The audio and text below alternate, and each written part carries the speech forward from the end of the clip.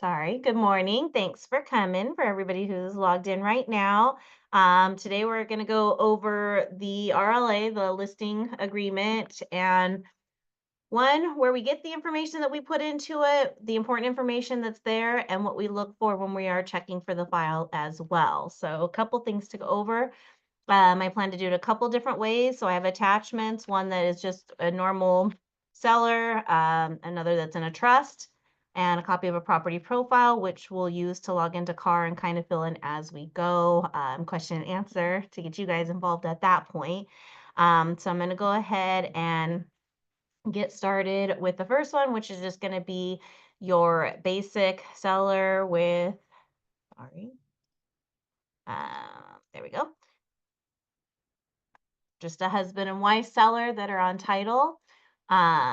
Can you guys see the share screen? Oops. Okay, or does it need to be bigger? Thumbs up if you can see the screen with Can't the see anything. RLA. No. Let me come check it. I'll come down right now and check your computer. Okay. No, it's not that. Yeah. It's not showing up? No, it's not showing up. Try again. Let's see. How about now? No, yeah. That's Yes. working. Yes? Mhm. Okay. Yeah. Yes. Perfect. Sorry, Justin's gonna run down the stairs. I'm gonna give him exercise today. So page one of the RLA. So I kind of highlighted everything that Tanya, myself, Jeff, anybody who's looking at the files for compliance is going to look for completion, as well as the things that auditors want to reference and cross-reference for file compliance with the DRE as well. So first off, you're always going to have your date prepared. Doesn't have to be the date they sign, doesn't have to be the date of the listing. It can be 4 days before, whenever you decide to prepare it, you can have that. So this date, there needs to be a date, but it doesn't revolve around anything that you're signing because that's not the effective date or anything else. Next, obviously, you're always going to want to know who is a party to the transaction. In this case, obviously, I have Remax Champions as the broker, and you're going to have John Seller and Jane Seller as the two sellers. So husband and wife, they're the owners that we found on title on the property profile. You're always going to want to put what city it's in, as well as the county and the zip code. So that part's pretty easy. A lot of it can be populated when you actually create the transaction. So, and it kind of gets it out of the way. The other part that a lot of people will leave out on both the RPA and the RLA is your APN number, which it's always right there. It's in two places on the property profile, right below the address and also under tax info. So just make sure it's always there so that anybody who references anything, this is the APN is the legal description of the property, more so even than the address. This is exactly what people are purchasing. The address, that's where it's located. The listing period, as we know, you can do it for whatever you negotiate with your seller. It can be 1 month, it can be 3 months, 6 months, a year. I've seen people do up to 3 years. I'm not sure why you'd want to do that or think it would take that long, but you always want to have a start date and an end date. Remember that the start date can never be before the prepared date, obviously. So as long as this date is after prepared date, you're completely fine there. And as long as this date is 1 or more days than this date, you're okay. And just be careful because sometimes on those calendars, they do switch. And I've seen somebody who actually had it expire literally the same day instead of a year later. So just be very mindful and make sure before you have anything signed that it is exactly what you want it to say. On here it does say not to exceed 24 months because at that point, obviously, you should do a modification. Under property specifics, some of you have been here a long time know that they used to have an RLA and an RPA for mobile manufactured homes, as well as probate, as well as trust. They all had a different contract. Now it's the same contract. You just specify if it is one of those. This one that we made up, it's not. It's a regular single family residence. So we're not worried about that. The next portion is going to be regarding the compensation to you as the seller's broker. So this is what you agreed upon, that they're paying you for your side to sell the property. I get a lot of questions on where do we charge for admin fees, TC fees, anything like that. It is not part of this. What is that? What's that? Sorry. Okay. It's not part of this. Don't like this would be any other fees according to just the commission and the portion that you want to get paid or a dollar amount. That's not where you're going to add any additional fees that you're charging the seller for the transaction. The next part is just additional compensation to the seller's broker if the buyer's unrepresented. So basically, if you wanted to negotiate with your client, you don't have to pay a buyer's commission if you're not going to pay a buyer's commission. How much more would you be willing to pay me? So let's just say you could have done it differently and done 2 here and 1 here. That's all completely with what you would negotiate with them. The top one is a safer bet because obviously you know that you're getting this because you're their agent regardless. So I feel it's a little bit safer to go here than to try to split it between the two. The next one is, let's just say, for whatever reason, other people show the property and you're the agent at the time. According to Rod, it's good to usually put 1 year here if they will allow you to, meaning that you are still going to be subject to getting this commission for 365 days if any buyers that saw the property while you had the listing write up an offer and go into contract. So this would also be part of your cancellation because you would go ahead and CC this actual item number. The seller obligation to pay previous brokers, the same thing. Let's just say you're not the first person that had it listed and Keller Williams had it before you, were not successful, and their listing expired or for whatever reason, they canceled it. Depending on what they put on their contract, which you would always want to ask your seller for, you would list this information here. At that time, they should have given you the name of the old broker, which we said was Keller, as well as a list of buyers' names that saw the property while they had it listed and for the term that they are entitled to. That way you can explain to your seller exactly who's getting paid what. So that's what the essence and importance of these are that are newer.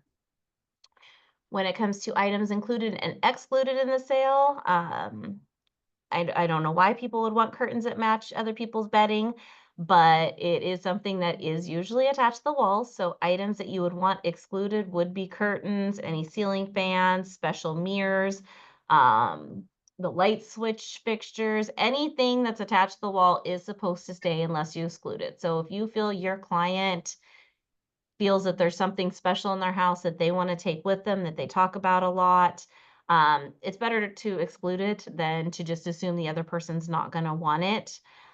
Same thing if there's something like a washer or a dryer that they can't take with them and you want to include in the sale, you can put that there if you wish to on the item right above it. Obviously, by the time you go to the listing agreement, you should have an idea if any of these items are leased, whether it be a propane tank, water softener, whether they have an alarm system owned, hooked up, whether they pay monthly and own the system or they lease the system. And the same thing with solar power. If there's a lease, you're going to want to know the terms of the lease. So it's always good that everybody's aware of it here. Some of those items, as you know, might be liened, just like with above. You could have a lease, there could be a loan for the solar on there. It just depends on what they purchased at the time or leased. When they did the hero program, any of those things would be listed here. We have a lot of homes now that are starting to be sold that are smart homes, feature things that they can do from away from the house, intercom systems throughout. You would list those items here. As long as you know enough information about them, or you could always see an addendum and have the seller explain those items. Property will be marketed in the MLS. It's always for our area going to be the CRMLS because it is all reciprocal. If you did have another one or it was a commercial and you were putting in CoStar, you could also list an additional one there if you chose to.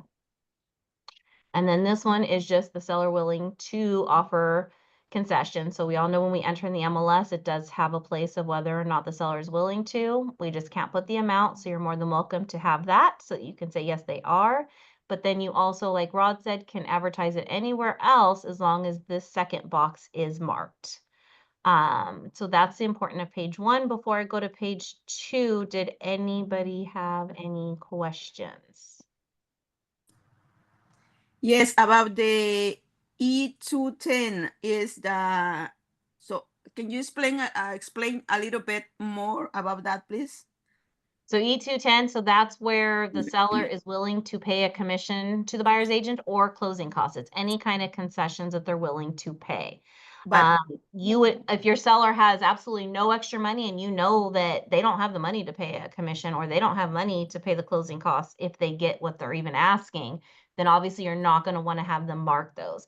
If it's a normal transaction, you know that the equity is there, you know that obviously offering that 2% to the buyer's agent is going to help to get it sold. You're going to want to explain that and check the first box. If your client is okay with you advertising how much they're willing to pay on your website, any postcard or anything else, then you would also mark the second box. excuse me. Yeah, but they say in the MLS listed about if permit by that MLS. So can we put in MLS or we can't? You don't put the amount in the MLS, but when you enter it in the MLS, there is a section that asks if the seller is willing to pay concessions. On that Okay. part, you can Gotcha. put yes if they marked this box. If yes, the MLS listed. They are willing to not, pay concessions, you just won't know the amount. No, the other one. Not not the box in the bottle. So just the first box. The first box, yes. Okay, gotcha. Thank you. Was there any other questions on page 1 before we move on? No? Okay. So page 2, the timing presentation of offers. I don't like to change too much here because as you guys know, the transaction as you go along, offers when you get them, you may get an absolutely amazing offer that you want to jump on and you just want to take at that time, and that's completely okay. You also may have a situation where you had a ton of showings and you have one offer, but 3 more said that they are coming in. Well, you want to give the benefit of the doubt and the best option to your seller. So you would want to wait the amount of time that you can wait and just keep everybody in the know. Obviously, communicate them when you plan to present them to them, as well as letting your seller know. So on this one, it's usually better just leave it open because you have the 3 days from the offer and you can present them at any time, whether it be waiting as per the seller's request or as they come in. The supplemental offer letters, it's up to you and it's up to the seller. Some people would like to know who's buying their house. Some people would rather not know. So that's going to be a personal situation to where you could mark and go with that over that with them when you're actually doing the listing contract. For investigation reports, obviously nobody really wants to put money up front or make other people do any work without knowing you're gonna close escrow, get paid.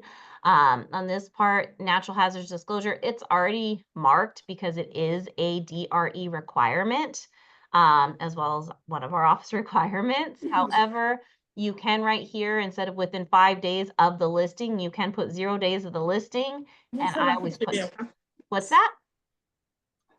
Does somebody have a question? Or yes, no? Okay. I just put order upon escrow opening, which usually a lot of times other escrow companies will order the NHG for you. So anything, unless it's a specific thing that you need to show people in the supplements on the MLS, I would always try to revert that back to 0, not check anything because it's always going to be dependent on your offer terms. If your client was contingent upon finding a replacement property, you would mark that. This particular seller is not. This seller also did not opt out of a lockbox or a sign. Some people may, if they don't want their neighbors to know that it's on the market, they may not want to sign. That's okay. You can always have that box checked if you would like to. And if it's appointment only because they live there, they have a small baby, they don't want people coming in and out, they can always say no to the lockbox. That's up to them.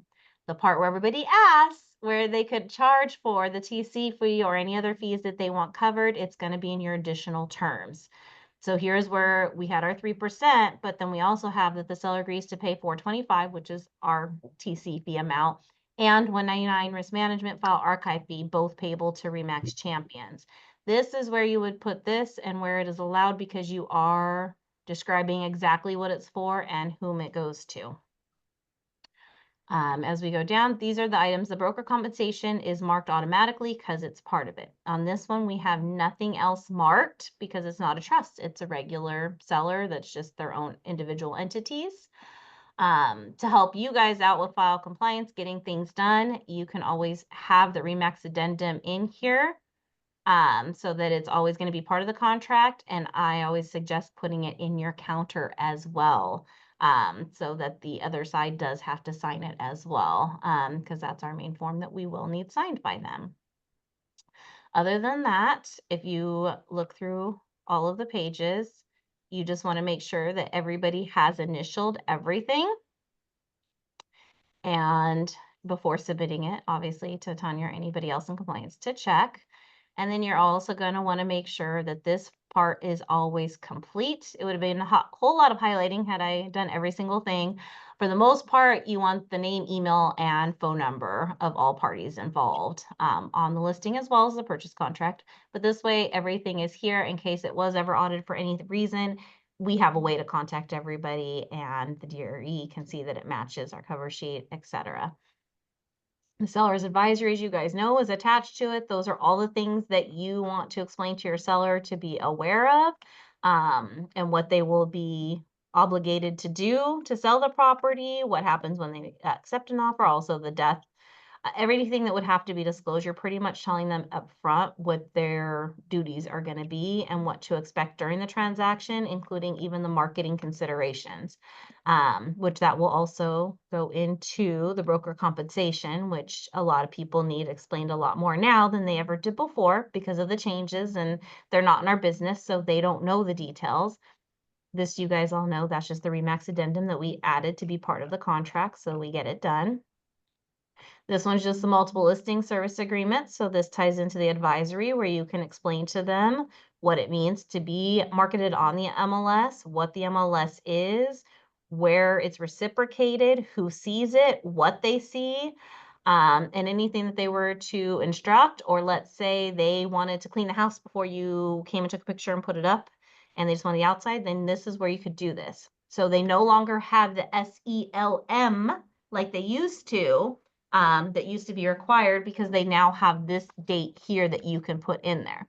If it's going to be a prolonged time or they never want it on the property, you can check that box too. It's going to be the one below it. Or if it's just specific things that they don't want shared, such as where the value came from or what payments would be, then you would do the SELI, which is for the internet instead of just for the board nowadays. And then this one is just with the elect. So this, if you're going to do the SELI, you would check this box and you would attach that. We didn't do that because they want everybody and anybody to see that it is for sale and that they are okay to share that information. The broker's compensation advisory, this is everything that Rod always explains to us. It's just us doing our due diligence, explaining to them what the commission pays for, who it goes to, if they do pay concessions, where it's going to go, and what they do and they don't have to do. So it's basically giving them their options and explaining those options to them. But we go a step further and explain how offering those concessions does make it more appealing to other agents to want to show their property. Up until this point, does anybody have any questions? Yes, no? Okay. The rest of the forms are going to be the same ones that are part of the RPA as well. You have your Fair Housing and Discrimination Act, which just explains what the act is, how it may affect people, and what it protects the consumer from. California Consumer Privacy, obviously, you're not going to be giving their information or anything they share to everybody else. It's private information, everything the MLS, what is public knowledge is there. It's letting them know all of that information. And then, of course, our agency, this is saying that you are their agent according to the RLA, that you are the one that is representing them, and that is the agency relationship. What's that? Frank? Hi, Ashley, can I ask you a question? Yes. Okay, this is, oh, sorry, I'm too flustered. Okay. This is in regards of when the seller is an entity, if the seller is a corporation, for example. And so where in the part where you show the signatures, you do put the name of the corporation, right? And then the person Yes. authorized to sign We're gonna get to that one on the next one because I have one that's a trust. So I wanted to show the difference on that too. Okay, so I have a Oh. question on this one. Mm-hmm. This is Cara. Hi, Kata. Hi. So I was a little bit out of my desk when you were talking about the first page, and I have a question on the first page. Mm-hmm. And this is on item C, where we start going with C, the Mm-hmm. compensation to the seller's broker. We write the Yes. compensation there. And do I have to put any dates in there? No.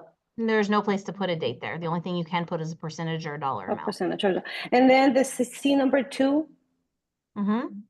that one, we will leave it open, and that's where we put the 365 days. No, C is where you put 365 and it's highlighted right here. Yeah. 2 is this one. And no, this would be whatever amount you wanted to negotiate if there's not going to be a buyer's commission. Okay, so my question there, that's where I had the question. So let's say on this one says additional compensation to seller's broker if buyer is unrepresented. Yep. That exactly means what? Just that. Exactly. So Well, it means that if the seller is not paying for a buyer's broker's commission, if you want them to pay you more because they're not paying the other commission, that's what that would be there. Yeah, that's what I why had. it's always easier to do this one because this one you're guaranteed. This one, if you go less on this part to put something here, you risk losing something you would have had anyways. Okay, so my question is because I just got a listing recently, Uh-huh. just this weekend, and I put 2 and 2. So that will cover me for both. No, this has nothing to do with dual agency. That's why it says does not apply to dual agency. Okay, so that means what that you did is in you're this going to case, get I did 2% no 4%. matter what. And then Uh-huh. if there's no other agent involved, you would get an additional 2% even if you don't represent them, Okay, is what that means. okay. Did anybody else have any questions? I know we're almost at the end of this one. I believe it's just the PRBS that was left, which we all know is just confirming. Yes, Ashley. And I just want to clarify the C2 is if they want to pay, if it's an agent involved in the transaction, so the buyer agent, that is for the compensation of the buyer agent. So you No, don't put the this is buyer not. agents in There the, is nothing on here that has anything to do with with the buyer buyer's agent compensation on Okay. this section. Gotcha. I have Nothing. another question. Yes. So let's say that this is cut again. So let's say that we are doing, there's 4 people Mhm. involved, 4 sellers here, 4 names, and it only fits 2. Do we only do an addendum for the other 2? So if you have 4 people in the beginning, it depends on how they fit. So if you have Mr. and Mrs. Seller and Mr. and Mrs. Owner, we'll just say their last name's Owner, then you could fit the first 2 on the first line, the second 2 on the second line in that manner if you chose to, and then have them all initial if you can fit them. The other option would be to do the additional signature addendum. As long as it's done with the original contract, it withstands for everything. You just can't add that later. Okay. So it would be either or acceptable to the DRE. Oh, thank you. Yeah, so I'm going to do the signature addendum. Yeah. Any other questions on this one before I bring up the trust one real quickly, just to show you where those differences would be? Or are we good to go to that one? Just a quick question. For pertaining to the Remax addendum, can you tell me where I can download that? I just want to make sure that I'm using the correct addendum. Yes, Tanya can send it to you, and then it's also on the new app under the forms, under Remax Forms or Champions Real Estate Forms. Perfect. Thank you. Of course. Okay, if everybody's good there, I'm going to go to the next one. So it's going to look very similar, obviously, except for, like we were asked, the seller's name is now not just their names, it is the name of the trust and when it was dated and the type of trust. So Jane and John Seller, revocable living trust dated 8/9/10. Other than that, everything else is going to be the same, your price, your dates, everything, nothing is going to change there. Everything here we kept the same. And then you will see as we go down, obviously the only other forms, now we are going to have the trust advisory because we're going to advise everybody that it isn't a trust and certain things take precedence and change when there is a trust, unless obviously they are still living, which we'll go over in just a minute. Other than those two items, the only thing that really changes in that is then how they are. So the only thing you're going to do on page 7, which is the last page of the listing, is you're going to put the entity of sellers. Now, obviously, if it's corporation, you'd put the corporation name there instead, but you're going to be putting who is signing on behalf of that entity, whether it be a trust or an LLC or corporation. Then you can put right here who exactly it is and what their title is. And then, of course, they are always going to sign their name, comma, whatever their title is every place. And that just shows that they are the legal people of it. It also, when we do the RPA, when you respond, you should put that as well because it makes it so you don't have to have the representative capacity form any longer. The rest of the form is going to stay 100% completely the same. So we'll go to the trust advisory where this tells you exactly what is described. So we all saw the NHD. Yes, it does have to be included. We don't have to do it within 5 days of listing because we modified that, but it is not exempt in any way. So whether the people are living, not living, does not matter what type of transaction, even an REO, NHD is always going to be there that it's known. Any known items, whether they live there or not, still have to be disclosed if they're aware or anybody else knows that they're aware or they showed with you. Smoke detector, water heaters, it's not going to be exempt. Lead-based paint, because those are all things that can be changed at the time. It's not things in the past that you're disclosing. It's items that have to be completed and up to date. Same with carbon monoxide detectors and water conserving. Sellers FERPTA, we'll go through that when we go to do disclosures, but basically you don't have to provide the information, but we still have to have the forms. Megan Law, we don't require, a lot of other offices do. It's okay to do it. And it is not exempt also. The things that are exempt, and a lot of people will get confused with because they see it, is the TDS and the SPQ. If it's a successor trustee that has never lived in the property and is not aware of the property, then they may do the ESD. However, if it is a living revocable trust, both the trustees are alive, doing well, they just put it in the trust, these items are not exempt. They still have to be completed. It's not a way out of it. Because I know that we get that question a whole lot. And then obviously they signed exactly the way they did. Everything on here is exactly as it should be.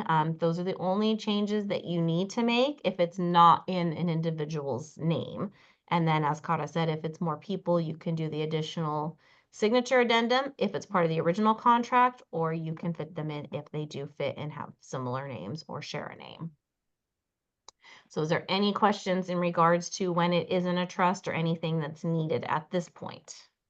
I have a question actually, really quick. Sorry to. Yeah, no. But so when they're in the trust and they have and they're signing, right? So they are the trustee. They sign on the top of the page. They have to sign the name of the trust. They have to type the name of the entity and then they sign with their name only, or do they have to sign so and so as a trustee of so and so? So when they sign, if it was you signing, it would be Jenny Jaquez, comma, trustee if it was only your trust, or if you shared it with somebody else, co-trustee. That's how you would be signing everything.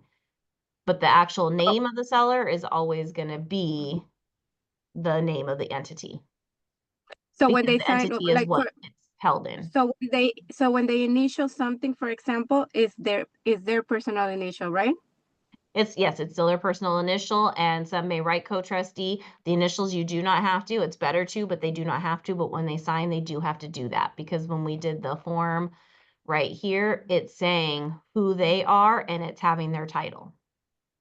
Okay, and then also another question that I have: what happens when the person is, for example, the person selling the property is the child of that person, so they have lived or they said they live in the property, then they have to do the SPQ and the TD, Because right? they would have knowledge of the property and have lived there, yes. Okay, because I have somebody who told me I put there that I live there so that I wouldn't pay taxes, and then she wants me to list it next month, and I had that question because if they put it in there that they had lived there but they haven't really lived there, do they have to do those disclosures? Yes, and remember when they do disclosures, it's to the best of their knowledge. So if they're honestly not aware of a leak, they're not going to be aware of a leak. I know even when I did live in my mom's house and growing up, if it didn't pertain me and I wasn't the one there for the person to fix it, or I wasn't in charge of it, I didn't know about it. So you just got to remember, it's not, you just don't want to withhold anything. If you know it, disclose it. Okay, thank you. Mm-hmm. Any other questions on these at all before I pull up the property profile real quick? Ashley, this is Juana. Yes, hi, Juana. Hi, can we see this class again? It's gonna be saved or? Yes. So it is recorded, and then I think that you'll be able to access it on the app. I'm not sure when. Morgan, Justin, I don't know.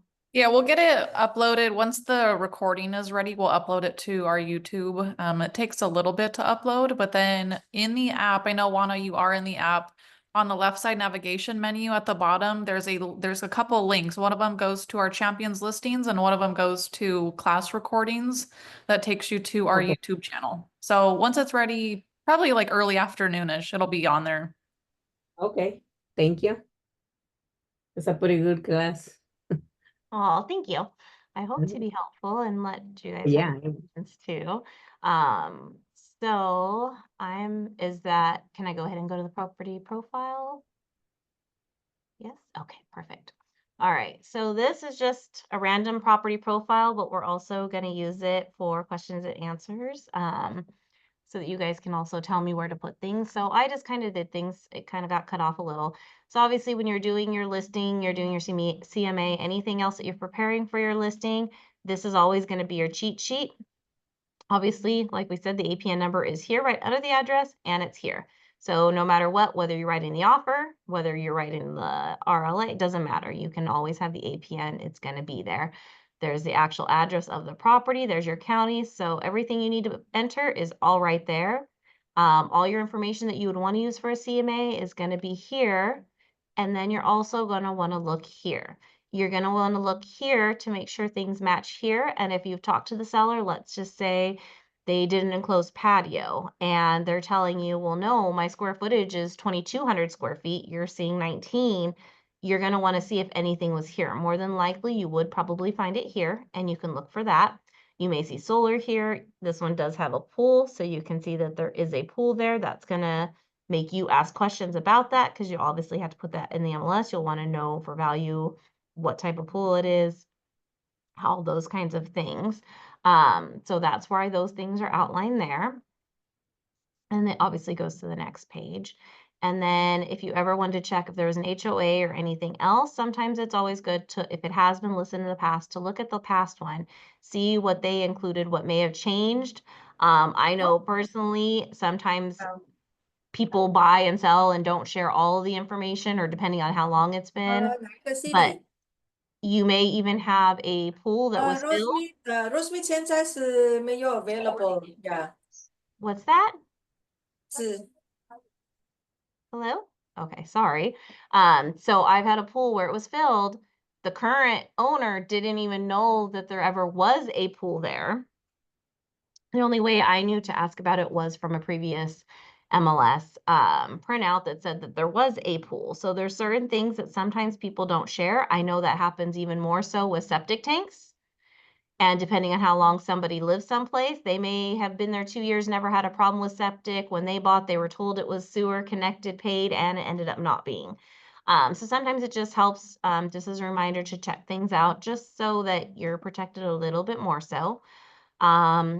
You're preparing to go to your listing. You not only want your CMA, you wanted your listing agreement, you want all your information. It's all here. You can even go a step further. You can either ask escrow for an estimate, or you can even do one from the car forms yourself. You can always see what their current mortgage history is. This one actually is in pretty good condition. They bought in 2006, which was, what, 19 years ago? So they paid a pretty good amount off, probably at a close to a 3% rate. because we kind of know what things were, or you can Google what they were around that year. And then they did take out a second in 2015, about 10 years ago, in which case at this point it could be paid off. It may not be. So you can always estimate if they haven't told you exactly what's owed. So you can kind of give them a rough idea with costs of what it would be like with the buyer's agent, what you're charging, NHD, escrow fees, all those kinds of things. So this is why this is important, as well as when we check the file, we always want to match that the actual contracts match who the legal owner is, and that the legal description is correct and the address is correct, because all of that stuff is what's going to be most important in the event of an audit or any kind of request from any attorney or anything else. That's what you guys want to always look for. Is there any questions on the property profile or specific information that's on there that you guys aren't already paying attention to? This one really has very minimal special I have assessment. a question, Ashley. That property profile is coming directly from the MLS? Yes. Oh, okay. Yeah, because I normally get mine with my title rep. But Yes, then I was seeing it differently. I'm seeing MLS. Yeah, and those ones are a little bit more detailed, or they may have a little bit more of what would be on the prelim once you open escrow, which helps if you've got the time.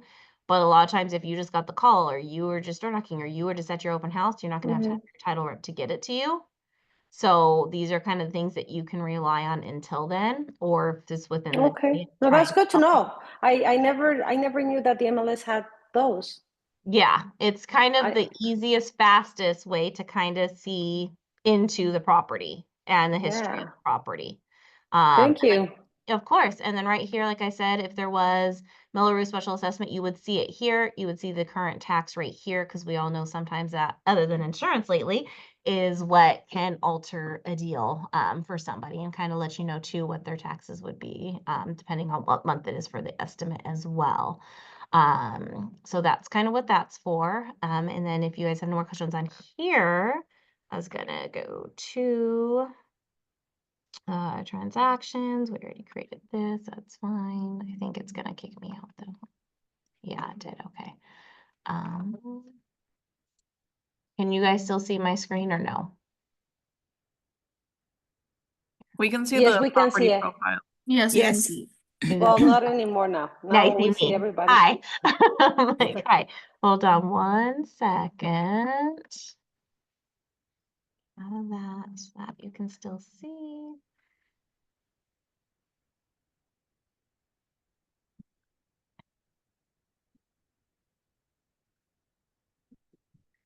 One second.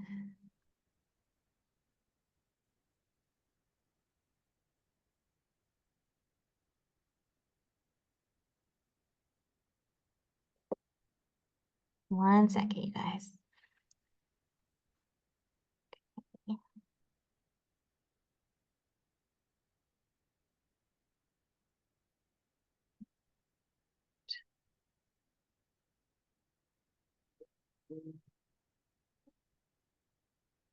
Frank just asked a question in the chat. He said, how important are middle initials when keying in the seller's names? It's their signature doesn't have to have it, but I usually whatever the actual title report says is exactly what should show up under seller. And thank you for the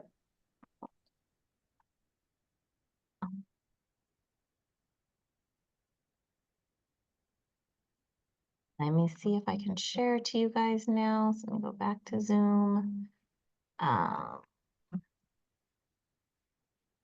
Oops. All right, sorry, I'm trying to get back to where I was.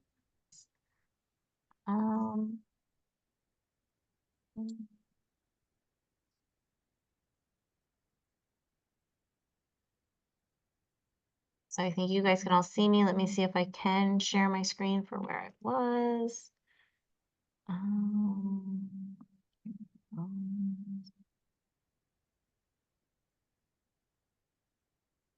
All right, can you guys all see my screen and see the agency disclosure? Yes.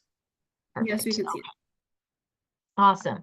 So I'm gonna go back and forth just a little bit. Let me see if I can actually do it this way. And then also have the other up. I'm not sure if I can or not. Okay. And can you guys see the property profile as well as the agency? Or no? No, just the disclosure, the agency. This is a disclosure. Okay. So Yes. then go here, go back to here. Actually, if you want to do that, you would have to share your screen and not this specific form. Okay, hold on. Okay, then I will do it this way. So, oops, So stop share, and then you would share your screen. stop share and then share again. Yeah, and then there's an And option screen? to do your whole, yeah, your screen, yeah. There you go. Yeah, do you guys see both? Yes. Yay! Okay, thanks, Justin. Okay, so if we were going to do this and you guys are helping me fill it out, obviously it's the RLA, so we're gonna mark seller. On here, see that. You guys can see the name. Does anybody want to give me the name of the seller to enter? Yes, no? Anybody want to speak up? It's the first one. Olson? Yes, Olson? so Marilyn Jane Olson, so this Yeah. kind of goes to the Isn't it- chat question. It's a little small, so I barely see it. Okay, it's the same one, so there's only one owner, so we only need to make one, so we're good there. We're just gonna leave it under Jennifer as the agent for now. Obviously, we all know our office DRE number. You all know your own DRE number as well. We're gonna go down. What's today's date? Today is the 19th, so that's fine. You can always just click the calendar date that. Property address, so that would be our 1184 Eileen Court, so we can just enter that. Ashley, can you hear me?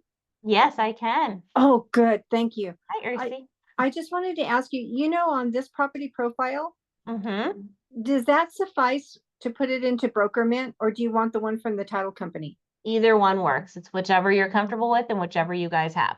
Okay, thank you. Yeah, of course.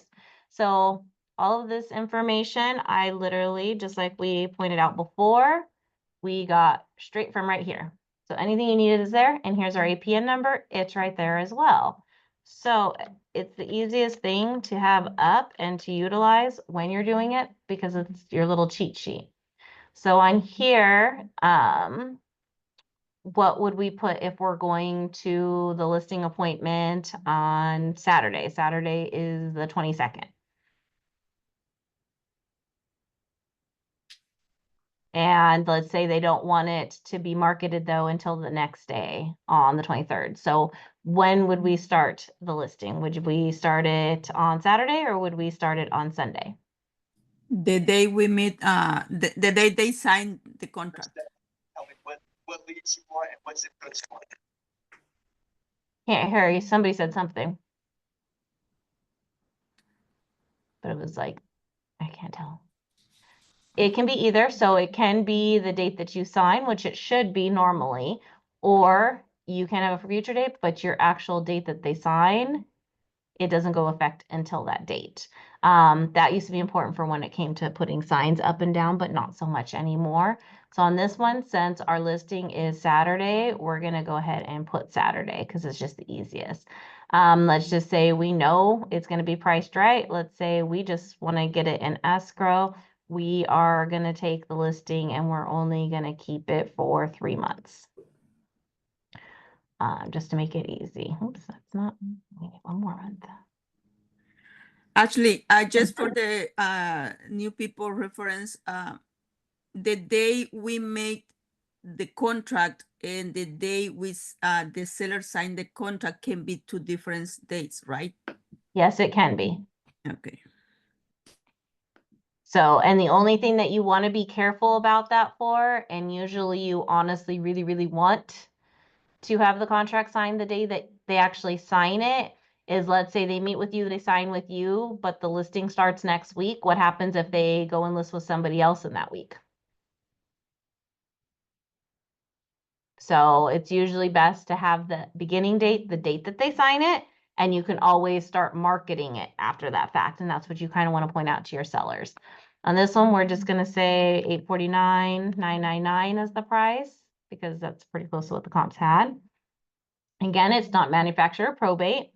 We always want to go for a fair amount. So we'll just, on this one, I guess we'll do 2.5. It's higher amount. We're not going to put anything here. Since we did 2.5 and we did talk about this before, then let's say they're not paying the other agent a commission, which means the other person has nothing. So you're having to meet for inspections and everything else. So let's just say we want to get paid 1.5% if we have to step in, even though we're not representing their side to help out with that. Same thing, I would say to always put 365 days because it's really going to protect you. On this one, it hasn't been listed, so we're not going to worry about it. At this point, she moved out. She doesn't have anything that she cares to keep. She doesn't have anything leased. We saw the title. We didn't see anything on here that looks like there was any hero loans. It looked just like that second and the first, so we're not worried about that also. We are the CRMLS, which is what we got the property profile from. We want to make sure that we represent them as they come in and when the seller's available to view them for us, so we're not going to mark anything. Again, I don't want them to pay for anything unless they actually open escrow. So I will put 0 and upon opening escrow. And then on this one, she doesn't want the neighbors to know, so we're not going to put a sign up, but it's vacant, so she is okay with the lockbox. It's not a trust because it's in her name. And then there we will put the Remax addendum because we want to make sure it is signed. And then everything else, it's already gonna auto-populate everything that we need to know in all those places. On this part, it's just her name. We don't need to have a title because we know who she is. We know she's the owner. It's not in an entity. You can put her address, which I don't know if you guys noticed, but her address, this is why it's vacant, probably, is it is not the property address. So her billing address, mailing address, you can go ahead and put that there or whatever you see there. It's not that we're going to go and check that. It's that it can be found in somewhere that we got it from someplace.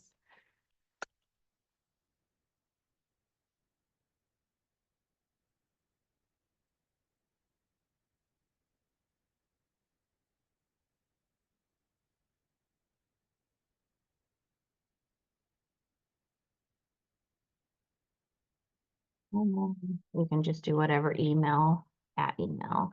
If they have one, obviously you had her phone number because you have the appointment.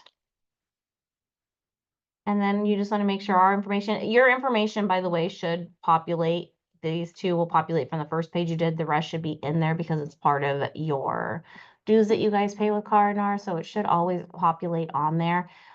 If for whatever reason you're going out of town, you went door knocking, you both got the appointment, it's 2 of you, you can add another agent here. It can be from the same one. You would mark here if it's one of our fellow people, like let's say Ursi and Jenny decided to do it together, then you can just go ahead and mark the same box. You put it here, you do the additional agent addendum, and that suffices for everything. If you have a friend over at Coldwell Banker and you do well together, or you feel like you both deserve to work on it, you can always do this and you would do the same thing, and it's going to tell us exactly who's involved, who's responsible, because you both want it to be equally responsible if something does happen or comes up. And then everything else is going to auto-populate. Make sure on all of your items that you're always putting whatever the date of the contract, which was the date it was prepared, not the date it was signed, because you want that date to match the prepared date. And then anything on here, you're going to go ahead and mark exactly as they had said. She didn't want to exclude anything, so you don't have to necessarily mark anything. We said that she did not want to market it though until the next day on that Sunday. So that protects you from getting a fine from the MLS, because we all know if somebody goes and tells on you and the board finds out, then you get a warning, second warning, and then you start getting fines, and they usually start at $350, go up to $2,000.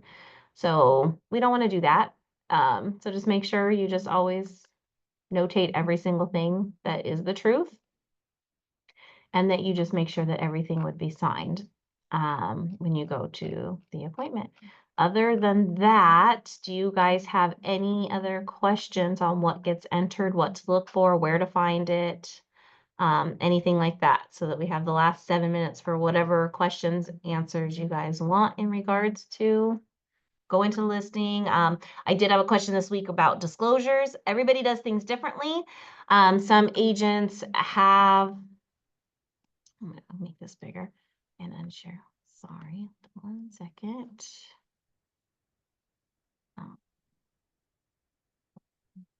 Share. Okay. Some have a TC, some don't. A lot of times, depending on the situation, it can be helpful to take your disclosures if you're not going to see the seller a whole lot, or maybe they're not that great on DocuSign and you want to have everything, or you want to know any little specifics that need to be put in the MLS, then go for it. Get it all done at your listing appointment. If you're not sure how it's going to go, they give you a 30-day listing and you'd rather wait till you actually open escrow. That's okay too, as long as you're getting it to them in the time frame on the RPA that you guys agree to. So either way is completely fine. It's what's going to work for you and whatever your system and basically your team is, whether it is a TC, not a TC, everything and everyone that you guys work with. So I have a question. Yes. If we get the disclosure sign at the appointment, at the listing, can we leave the date out or no, still put the date. You can put the date. As long as disclosures, best is within 3 months, no longer than 6 months for the agent disclosures. Hopefully you're not having the listing that long for the buyer to review, but no, it can be the date of the listing. It's the date that they're signing them. Okay, because I can take it without it with the signatures, because I will have to like put the signatures and it's not gonna look good, right? What do you mean? Let's say, because one day I did it like that and I didn't put the date. The seller didn't put the dates because it was hard for them to come to the office, and they said, okay, we can sign the disclosures, but I say, don't date it until. No, they should always date it. You always want to date when you're signing. Okay. Because what if something were to happen now and one of those people, gosh forbid, passed away? How did they sign it? Okay. When did they sign it? So no, it's better to date it because you can always do modifications to anything. You can do addendums to things for anything that might have changed, but just remember 3 months is best, no more than 6 months for disclosure. More than 6. Oh, that's good. Okay. Thank you. Yeah, of course. Anybody else that has any questions regarding going to listing or preparing or what goes on during? I have another question. On the compensation, were you at 1.5? Can you repeat what you say there? So that would be, so on that scenario, that's if a buyer comes in and they don't have an agent, they don't want an agent, they don't want you to pay an agent. However, you still have to handle the transaction for the seller. So if that buyer wants to have a physical inspection, well, obviously you're going to want to be there because they have no one else to be there with them, and you don't want the two together alone. Termite anything else. So basically, that is to kind of compensate for your time if there is no agent involved that's being paid. Nice. Okay. That makes sense. And sometimes nowadays, a seller may not want to pay that buyer's commission if they don't have to, and a buyer may think that they have to pay it and not want one. So that's just a matter of educating who you're speaking to and how much they want to understand or agree, or what they feel more comfortable with on either side. And I have to explain the seller what is it for? And if it doesn't happen like that, do I still get the money, or I have to put it back? No, because if there is a buyer representing them, then you don't get that 1.5. Okay. Okay, thank you. Of course. Anything else, you guys? I'm here. I don't see the chat. There's nothing in the chat, right, Justin Morgan? There's nothing else in the chat after Frank's, no. Okay. Just wanted to make sure I wasn't ignoring anybody. Other than that, if nobody has any other questions, or if you do and you don't want to put them in here, you think of it later, mine is the management email, the management@remaxchampions.net. I'm the only .net, I think. I'm special like that, so it's easy to remember. You can always send it there if something comes to your mind later, or you're filling out something and you kind of remember this but don't want to go search for it. Feel free to go ahead and email me on there too. What is it? Management what? Management at remaxchampions.net. Ashley, I have one question. Yes, go ahead. For the for commission instruction, do you normally want us to email you or prepare a DocuSign for you to sign? DocuSign is faster. If you guys can DocuSign the commission instructions, it gets to you a lot faster because I can do that anywhere versus forwarding it to somebody else to print and sign and send back if I'm not in the office. Most escrow companies accept it DocuSign, so as long as they do, it's just easier to, and everybody has record of it. Perfect. Good Sorry, question. one more question. New to the company, so just trying to understand the procedures. Do you have a list of this document that we need to send in with our files, or we Yes, need it's to all use? on the brokerment system. So every type of checklist, whether it's new home, lease, selling side, listing side, dual agency, commercial, land, everything is on brokerment, the whole checklist and everything that would be required.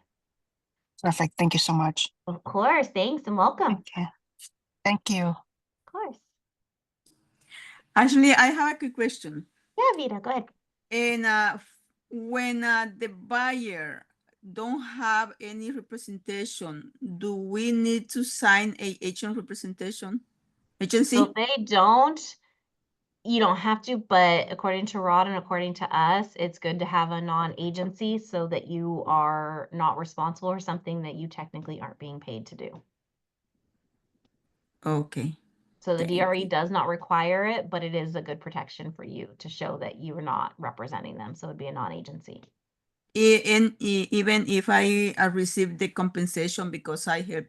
You're not receiving the compensation to represent them. You're receiving that compensation from the seller for doing additional work. Oh, okay. Got you. Thank you.